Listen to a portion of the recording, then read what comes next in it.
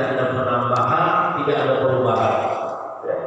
Ya, hari ini, subuh ini, nanti ketika kita di akhirat jelas tulisannya ada, ya lengkap sudah. Terjadi pengurangan karena jarak antara hari ini dengan kiamat nanti begitu panjang? Tidak, tetap terjaga al-mahfuz. Ya. Setelah ini, setelah subuh ini ada berbuat kebaikan, seseorang bersedekah, Ahmad bersedekah misalnya, tertulis sudah. Lalu kiamatnya setelah Ahmad bersedekah hari ini jaraknya kira-kira kiamat itu mungkin 30 tahun lagi, hilangkah kata itu? Tidak. Termasuk tadi, bal huwa Qur'an majid fi lawhil mahfuz tadi. Ya. Nah,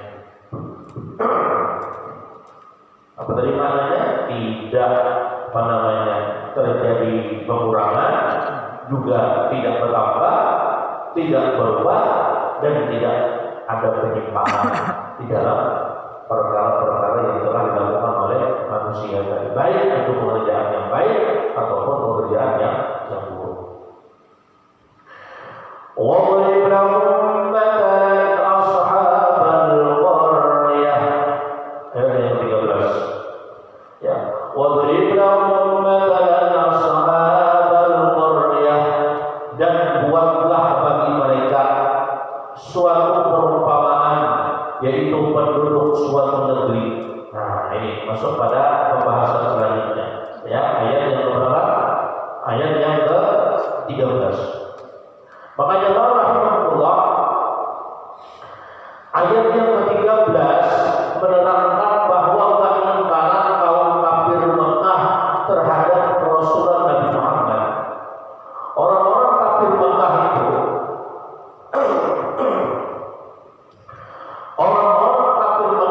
itu ingkar terhadap kerasulan Nabi Muhammad, ya, hampir sama dengan keingkaran umat-umat terdahulu, ya, sama dengan keingkaran umat terdahulu. Karena itu Allah memerintahkan Nabi Muhammad mengubah strategi dakwahnya dengan memotivasi mereka supaya beriman, menyampaikan suatu perumpamaan bagi mereka dengan kisah kaum sebelumnya. Jadi diubah lagi strateginya, tidak lagi Nabi memusuhi, tidak Nabi mencemooh, tidak. Bila ada orang yang tidak beriman, bila ada orang yang tidak mau sembahyang, jangan dijauhi, dimotivasi orang tersebut. Ya. Dakwah itu merangkul, bukan memukul. Ya. Ada melihat kawan misalnya belum terbuka hatinya sama majelis taklim, ada melihat kawan, ada melihat keluarga misalnya, ya jarang banget ke masjid, motivasinya. Ya, tidak ada. وَاضْرِبْ لَهُم مَّثَلًا أَصْحَابَ الْقَرْيَةِ, dan buatlah bagi mereka suatu perumpamaan, yaitu penduduk suatu negeri. Yakni ulqur lahum ya Muhammad, ingatlah mereka wahai Muhammad, kata Allah, wa mathil, dan buatlah misal, buatlah contoh, buatlah perumpamaan, halahum bikisah ashabil qaryah wa hiya Antakiyah. Buatlah misal keadaan mereka itu dengan kisah penduduk suatu negeri, yaitu negeri Antakiyah namanya. Dulu ada satu negeri dari 13 negeri yang diajar oleh Allah Ta'ala, salah satu adalah negeri Antakiyah namanya. Ya.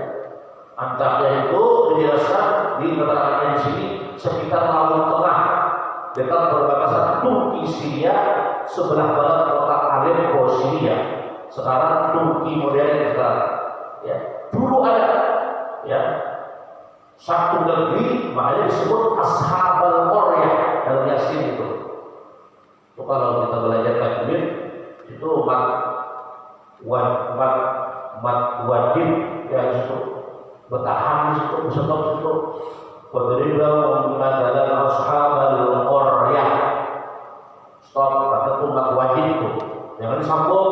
Wadriblah mengadakan Ashabul Qaryah, tidak, jangan. Stop di situ, wajib hukumnya stop di situ, tandamin. Nah itu. Ashabul qaryah itu kalau bahasa Arabnya maknanya penduduk suatu negeri, tetapi penjelasan tafsirnya negeri apa di situ ada.